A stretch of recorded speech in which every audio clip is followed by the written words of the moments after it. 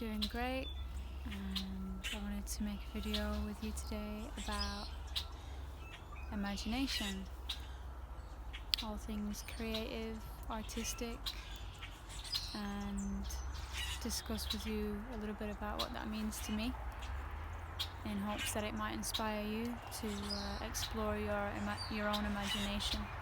Recently I came across a channel that's basically inspired me to talk about this today, and it's called Modern Spirituality.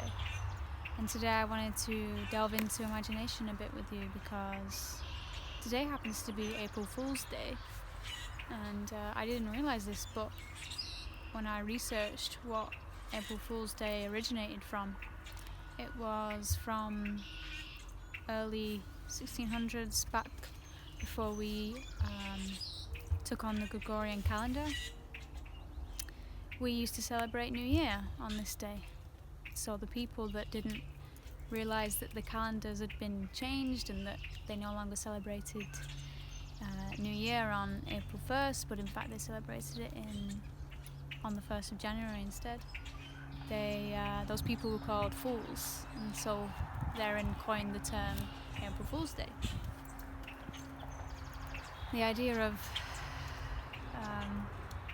bringing imagination forward with this new year, though, is really what I had hopes for today with this video. What is the imagination? Images begin to form in your mind. Maybe as you close your eyes, you find some stillness in a moment. An image will come to your mind, and next there comes a type of judgment towards it. And this judgment can be good or it can be bad. So we attach good or bad feelings or thoughts to the images that have arisen. And they arise in many different ways. Sometimes they arise through hearing a certain person's conversation happen at just the right time, in just the right moment. Or maybe you happen to be walking through a forest and you notice a broken branch on the ground, and somehow it reminds you of some story you read 10 years ago. Or maybe you happen to be having a crappy day and realise that you have to take a nap all of a sudden, and then during your waking/dream state you start to conjure up some of that grand imagination. I'd say that the waking and sleeping world, the space in between that, is where our imagination is really let loose.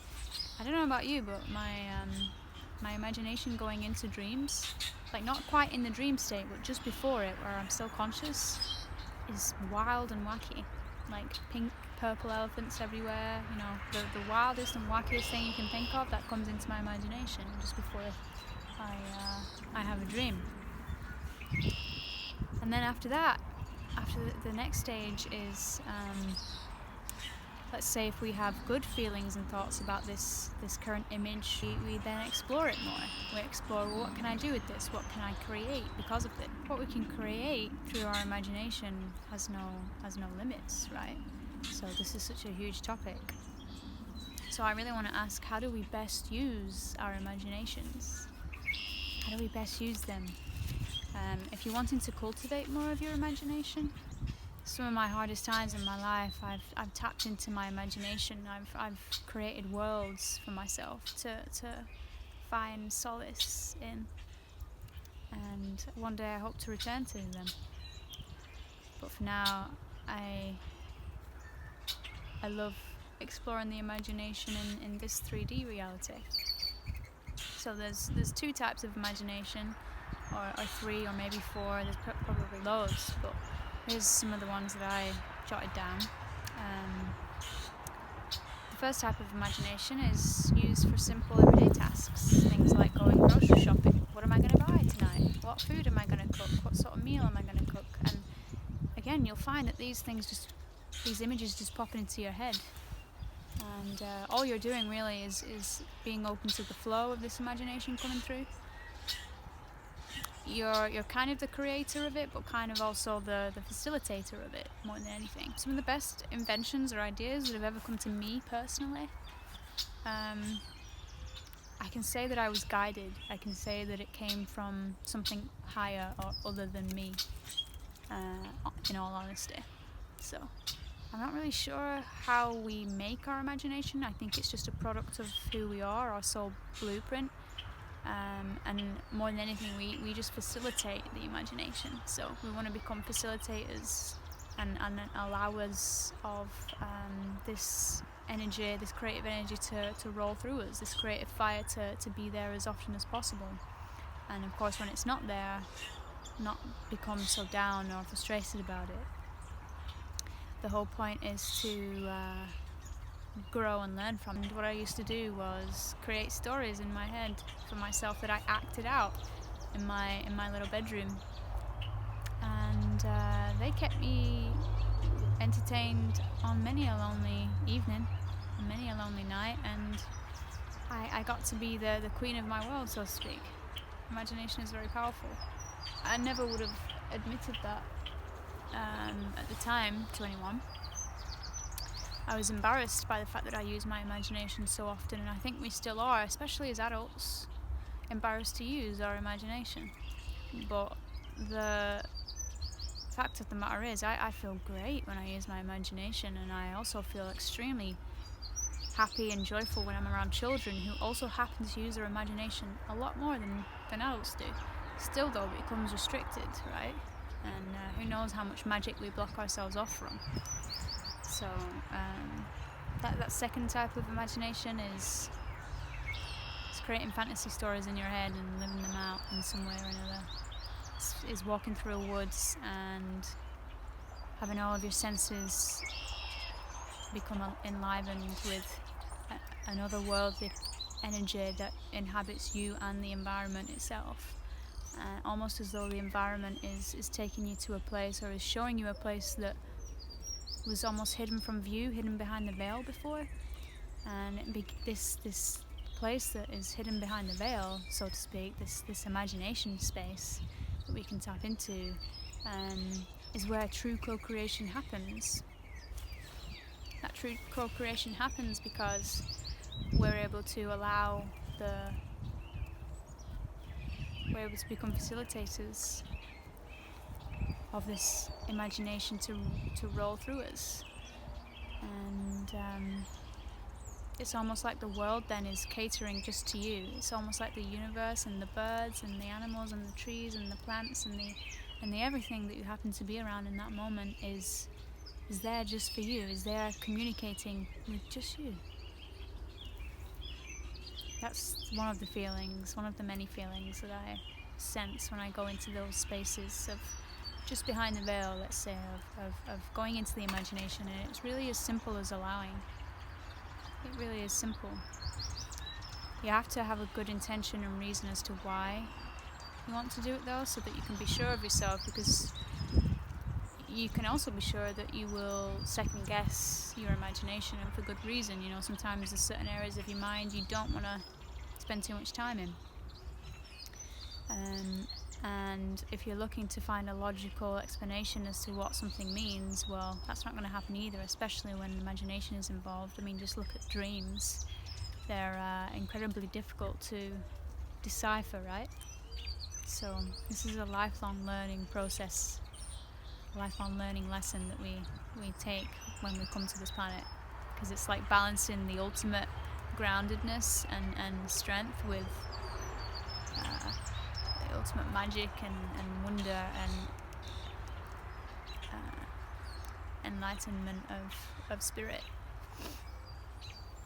It's no easy task, but done in the right way, I couldn't ask for anything more. There's another term that I forget the name, it might be Greg Braden, who talked about something called emergination. Emergination is using an imagination to develop the future that you will emerge into. So again, the main reason I'm talking about this today is because I was inspired by April Fool's Day, and the fact that, for me anyway, it seems like a good time to use your imagination once again to bring in this new year. Think about what it is you want to bring into your future, emerge into, so to speak. I played a game with my students this morning, and I showed them a few pictures of let's say animals. I showed them a picture of some animals, I showed them a picture of scenes in nature like a wishing well, and I asked them to describe what they could see and use their imagination to make a story out of it. And it's just uncharted territory because, you know, you don't know where it's going to take you. And the kids, when they really get into it, you can sense the type of energetic relief that happens. It's almost like, I can breathe again because I'm in this place that I'm creating for myself, and there's no limits, there's no rules here. I really want you guys to be able to feel that too, and I want to be able to explore it even more ever since watching the video on imagination on Modern Spirituality's channel. So it's really a gift of a source of information, actually, because, like I say, for the longest time I've kind of kept my imagination on the down low, because I guess I didn't realise just how averse to it I was, especially talking about it, you know. I've always felt like a child deep down inside, and now I realise it's for a good reason, you know. So, my question to you is, what does this look like? What does this imagination look like to you? To me, it looks like getting to a space where I've done the work to be able to provide the life that I'm trying to live, and that's just involving being able to have areas for animals and having areas for trees and plants to grow everywhere, so that I can just walk out to a haven every day into my back garden and have this beautiful secret garden that I do all of my wishing, all of my praying, all of my understanding of life. Not all of it, still a lot to be had outside of there as well, but it's secret haven. It's where the true magic really is, and I can see it, I can smell it, I can feel it. I go there very often. Sometimes I even go further than that, and I go into a even more magical place. This place, I don't know if I've been there before, but it's off planet. It's a bit like Avatar, and it changes every time. And that's the thing about imagination. Some parts you keep hold of, and you always use them as a part of your little imagination story that takes you to a place of peace and bliss. Other times it completely changes, and you're in a space that maybe you didn't even realize you could think up. So there's really no limits to exploring this space in your mind that is so key and so vital to your happiness, actually. So what does this look like for you? You can start off simple. Colours, shapes, textures, you know. For me it's just soft green grass. It's pleasant floral aromas in the air. It's the sound of birds. It's the space to create, whether that be art, whether that be whatever I feel like in the moment. It's the space and the magic of freedom, actually, more than anything. Freedom and fantasy, they exist in some reality. Why not this one? What I'll say to you is to go as big and as bold as possible with this, you know? Your imagination is your own compass point as to where it will take you. And you really need to not set any limits for yourself. For me anyway, I do envisage a life of grounded earthliness where I tend to the earth and animals, and I just become a part of nature's scenery, so to speak.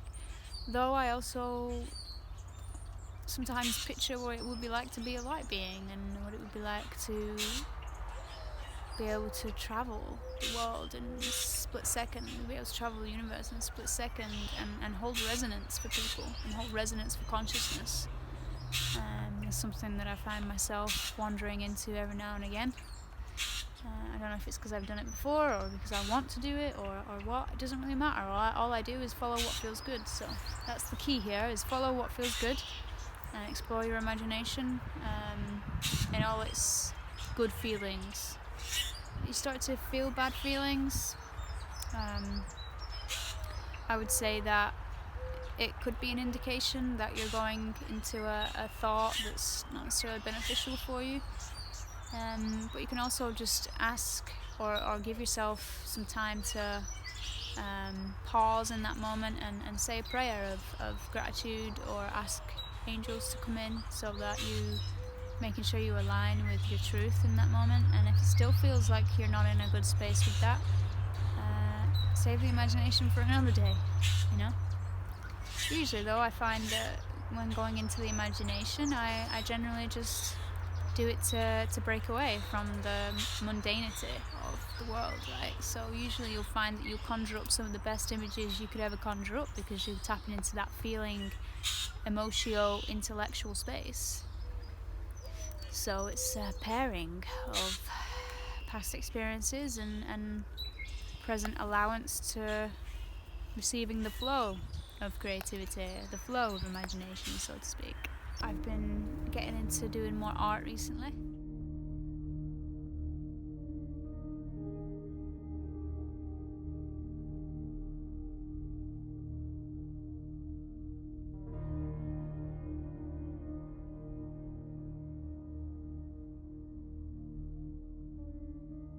I wish you all a very wonderful rest of your day. Thank you so much for watching, and peace, love and light to you all.